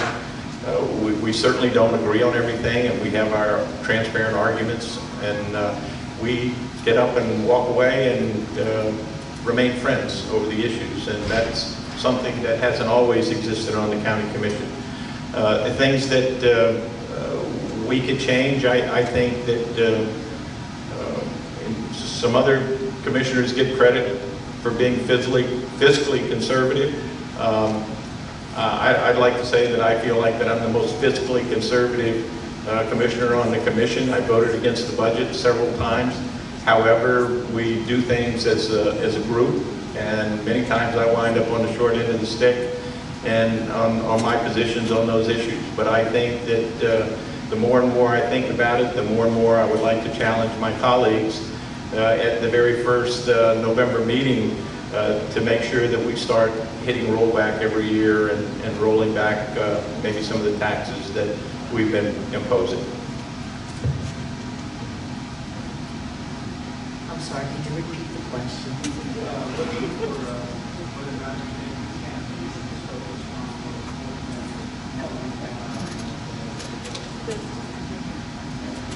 Affordable housing. We need more apartments in the Keys, not single-family homes, but apartments. And then it would be, we need to send a message to our day trippers. The litter that they leave behind is beyond comprehension to most of us if we don't get out of our cars and look. So that's a concern there. And as a county, we need to send a message to people that are raping our natural resources and affecting the lives of our fishermen. So that's a little bit broader than what you were asking for. But those are my main concerns at this point.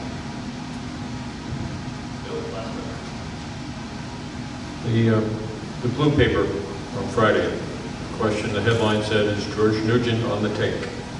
I'll give you an answer, give you time to answer that one. You have 5 minutes, George. In the 4 terms that I've run, Bill, our panel and presidents here, I don't think that there's been any time that allegations have not been thrown out for one thing or another. Going back to, if you've been here long enough, George Nugent is Jack London's boy. You know, and sometimes I wonder where these things come from. I've had opponents that, and I don't say this hypocritically, because there was a great deal of naivete when I first ran for county commission, and it certainly is a learning experience, and it is all the time. I have no control over what people who get off their medications say about me. And, you know, they can do what they want to and say what they want to. The accusations and allegations have been made, and I can only say that they will go through the process, and I would never do anything because of what this community means to me, knowingly break any rules concerning Monroe County, the fabulous Florida Keys.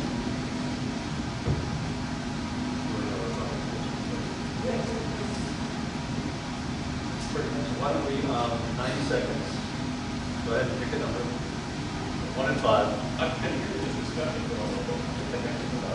I have a number in my head. If you get closer to it, you get to pick. I don't have a coin. 2. Eleanor? Okay, 1. Don't pick 7. You only get 1. Okay, George. You can flow first. Okay, first of all, I want to thank everyone for being here tonight, and my blood pressure's dropping on Todd making me the very last person. I know he did it purposely to be speaking. I think Garcia and Corbello would have kept him here also. Okay, yeah, likely story. But anyway, and I think I see a lot of people that have been to a lot of these political forums and have heard the spiels that we have made. There will be an election on November the 4th, and you have the opportunity to send someone with a lot of experience back to this county commission to represent you, not only locally, but also at the state level and at the federal level. I recognize that things that are very important to me are very important to you, and that's our environment and our economy. And since I'm in Key West, I'll put in a shameless plug for the Tourist Development Council and the Lodging Association, which contribute tremendously to our success of our economy. The other thing that we have to do as elected officials, and you have that same responsibility to make sure that you've got someone who believes in your ideals and believes in things that we think that make the fabulous Florida Keys, Monroe County, the best it can be, managed growth, protection of our environment. And those are things that I bring to the table, and I hope you will consider me on November the 4th to remain your commissioner for the next 4 years. Thank you very much.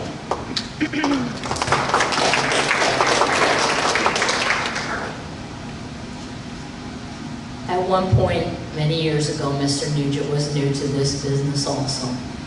There is a learning curve, I understand that. But again, creative problem solving is one of the things that we need to bring to Monroe County to make it better. I'd like to see, there's an issue in Isla Mirada with all the boats and things like that. I think we need to get more money from day trippers, and I believe I already said that. Again, I'm a problem solver, I'm a hard worker, and if I don't know it, I go out and learn it. I hope that you will consider me in November as a new set of eyes on our current problems. Thank you. Thanks to both of you. Nice job, Ellen. You did a great job for the first time. I want to thank our panelists. Thank all of you for coming. You don't have to leave right away. The bar's still open. I hope. I really hope. And there's food left. So we will see you next year.